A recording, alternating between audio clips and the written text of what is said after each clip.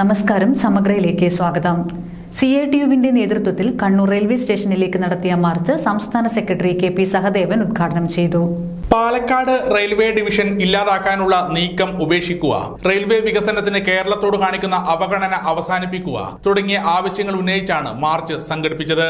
March CITU സംസ്ഥാന secretary KP Sahadevan ഉദ്ഘാടനം ചെയ്തു.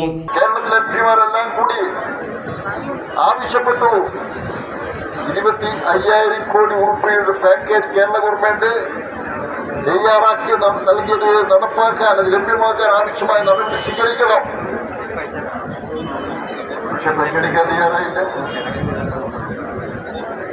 രാഷ്ട്രീയമായ കാര്യം വെച്ചുകൊണ്ട് ഒരു ഗവൺമെന്റിനെതിരായിട്ടുള്ള സമീപനം സ്വീകരിക്കുക എന്നുള്ളത് നമ്മുടെ രാജ്യത്ത്, ജനാധിപത്യ രാജ്യത്ത് അത്തരമൊരു സമീപനം സ്വീകരിക്കാൻ പാടില്ലാത്ത.